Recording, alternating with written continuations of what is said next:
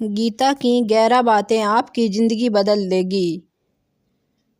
First, क्रोध का त्याग कर दें। क्रोध से मनुष्य की मति मारी जाती है, यानी मुड़ जाती है, जिससे स्मृति भ्रमित हो जाती है। स्मृति भ्रम हो जाने से मनुष्य की वृद्धि नष्ट हो जाती है और बुद्धि का नाश हो जाता है और मनुष्य खुद अपना ही नाश कर बैठता है। नंबर 2, मृत्यु से भी बढ़कर है मृत्यु का भय। न कोई मरता है और न ही कोई मारता है। सभी निमित्त मात्र हैं। सभी प्राणी जन्म से पहले बिना शरीर के थे। मरने के उपरांत वे बिना शरीर वाले हो जाएंगे। यह तो बीच में ही शरीर वाले देखे जाते हैं। फिर इनका शोक क्यों करते हो? कोई भी अमर जड़ी खाकर पैदा नहीं हुआ है। कोई जल्दी मरेगा तो कोई देर से। मृत्यु का भय मत पालो। नंबर 3, मरना तो सभी को है एक ना एक दिन। जिसने जन्म लिया है उसकी मृत्यु तय है। आत्मा अजर अमर है। आत्मा को ना शस्त्र काट सकते हैं, ना आग उसे जला सकती है, ना पानी उसे भिगो सकता है, ना हवा उसे सुखा सकती है। जो लोग यह मानते हैं कि मरता सिर्फ शरीर है, आत्मा नहीं, मेरे अपने जो मर गए असल में वो मरे नहीं हैं।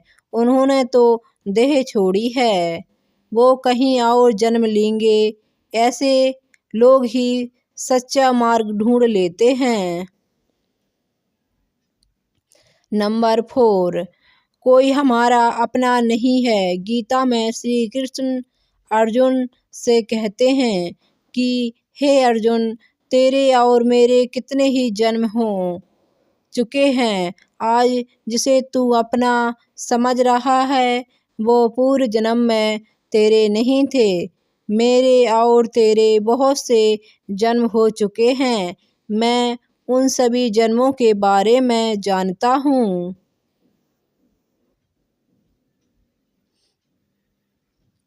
नंबर 5, कर्मवान बनो, अवस्थान नहीं। कर्म पर ही तुम्हारा अधिकार है, लेकिन कर्म के ही तुम्हारे अधिकार हैं, लेकिन कर्म के फलों में कभी नहीं। इसलिए कर्म को फल के लिए मत करो और न ही काम करने में तुम्हारी आसक्ति हो। मन अपने बस में है।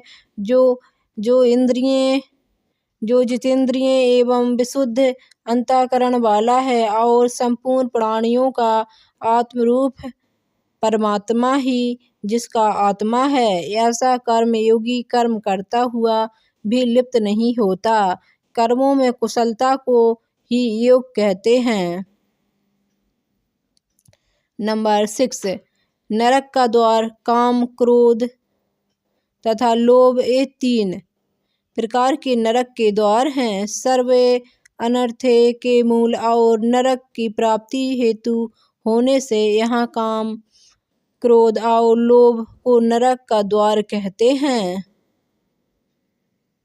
आत्मा का नाश करने वाले अर्थात उसको अधोगति में ले जाने वाले हैं। अतएव इन तीनों का त्याग देना चाहिए। नंबर 7, व्यर्थ की चिंता छोड़ो, वर्तमान में जियो।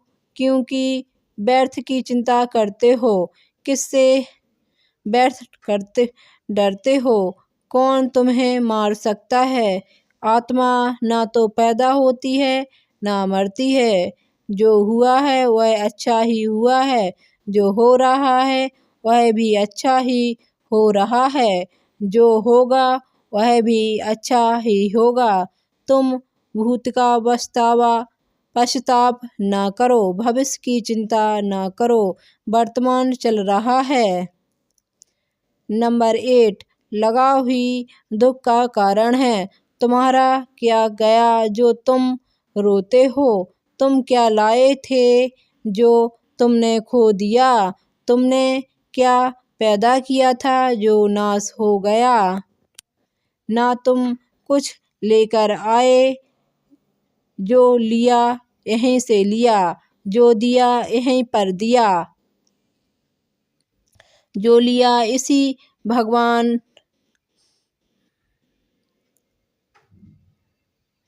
से लिया, जो दिया इसी को दिया।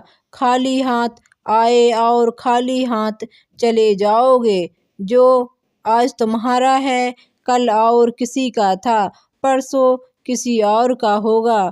तुम इसे अपना समझकर मग्न हो रहे हो। बस यही प्रशंसा तुम्हारे दुखों का कारण है। नंबर 9, परिवर्तन को समझो और उसके साथ रहो। परिवर्तन संसार का नियम है। जिसे तुम मृत्यु समझते हो वही तो जीवन है। एक क्षण में तुम करोड़ों के स्वामी बन जाते हो और दूसरे ही क्षण में तुम दरिद्र हो जाते हो। मेरा तेरा छोटा बड़ा अपना पराया बस मन से मिटा दो, फिर सब तुम्हारा है, तुम सबके हो। ना यह शरीर तुम्हारा है ना तुम शरीर के हो। यह अग्नि जल वायु पृथ्वी आकाश से बना है और इसी से मिल जाएगा।